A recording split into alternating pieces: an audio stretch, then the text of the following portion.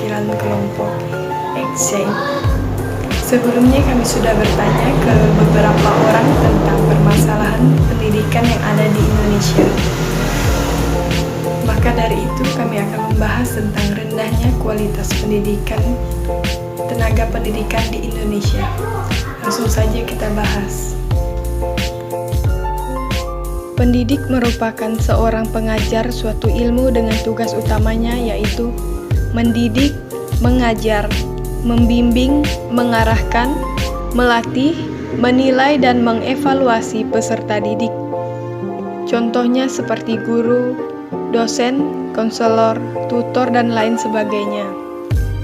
Banyak usaha yang telah dilakukan oleh pemerintah untuk meningkatkan pendidikan. Salah satu di antaranya adalah dengan meningkatkan kualitas pendidikan. Lalu, mengapa kualitas pendidikan di Indonesia sangat rendah? Mendidik pada dasarnya adalah membantu mengarahkan perkembangan peserta didik supaya segala potensi yang dimilikinya dapat berkembang secara optimal. Guru sebagai pemegang peran penting di dunia pendidikan yang harus selalu optimal dalam mengantar peserta didik untuk melalui masa-masa perkembangan dan pertumbuhannya dalam memahami makna pendidikan. Peran guru dalam proses belajar mengajar meliputi banyak hal, seperti sebagai pengajar, manajemen kelas, supervisor, motivator, konselor, ekspolator, fasilitator, dan lain sebagainya. Namun pada kenyataannya, proses pendidikan di sekolah masih banyak yang mementingkan aspek kognitif daripada psikomotornya. Masih banyak guru-guru di sekolah yang melakukan sebuah pengajaran dengan asal-asalan tanpa memahami terlebih dahulu dampaknya. Dalam artian, pengajar yang salah akan menyebabkan racun yang mematikan bagi peserta didik. Dengan begitu, mengajar hanya dilakukan untuk memenuhi syarat formalitas saja.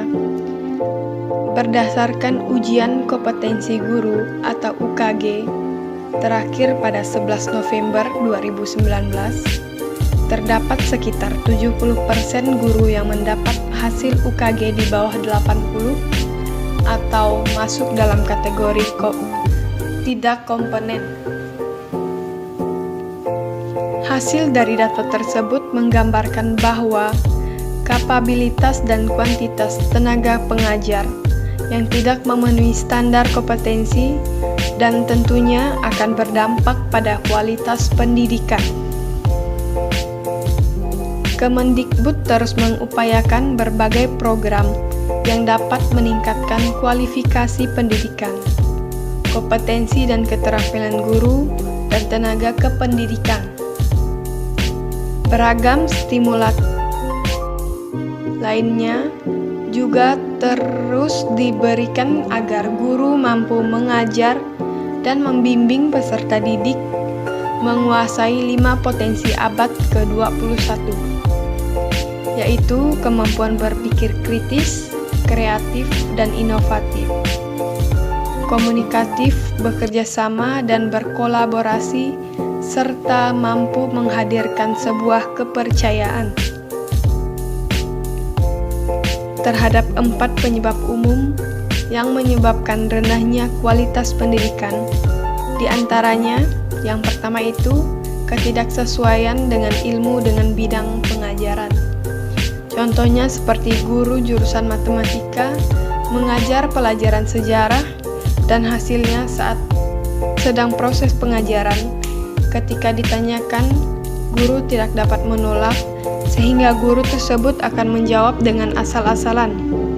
Yang kedua, kualifikasi guru yang belum setara sarjana. Rendahnya kualifikasi guru berdampak pada menurunnya standar keilmuan yang berlaku. Banyak guru honorer yang belum siap mengajar lalu turun ke lapangan untuk memulai pengajaran, dan pada akhirnya terjadilah proses belajar mengajar yang tidak kondusif. Yang ketiga, program peningkatan keprofesian berkelanjutan atau PKB guru yang rendah. Dalam hal ini bukan hanya siswa saja, ternyata yang dapat merasakan rasa malas, tetapi guru pun demikian. Masih banyak guru yang enggan untuk mengembangkan diri, seperti melakukan penelitian untuk menambah pengetahuan dan kompetensi dalam mengajar. Yang terakhir atau yang keempat, rekrutmen guru yang tidak efektif.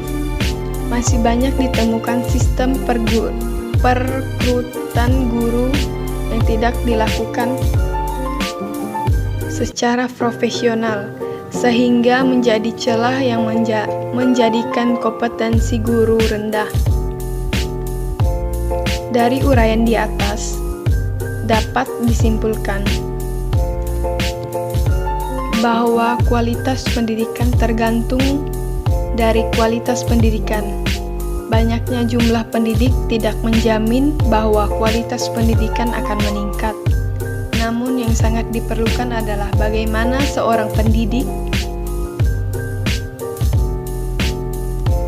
mengajarkan suatu pengajaran dengan kemampuannya yang sudah terlatih atau sudah profesional dan bisa menciptakan peserta didik yang kompeten dalam segala hal, kreatif, serta inovatif. Dalam soal pendidikan, belajar bukan sebuah proses untuk menjadi siswa sebagai ahli pada mata pelajaran tertentu. Siswa lebih bermutu pengalaman dalam belajar, bukan pengetahuan. Adanya pengetahuan tidak menjamin bahwa peserta didik mampu bereksplorasi lebih jauh apabila tidak didukung oleh sebuah pengalaman dasar. Pengalaman dasar dapat menuntut dan mengarahkan peserta didik untuk mencapai suatu yang ingin dicapainya. Karena itu, kualitas pendidikan menjadi syarat utama tercapainya belajar yang baik.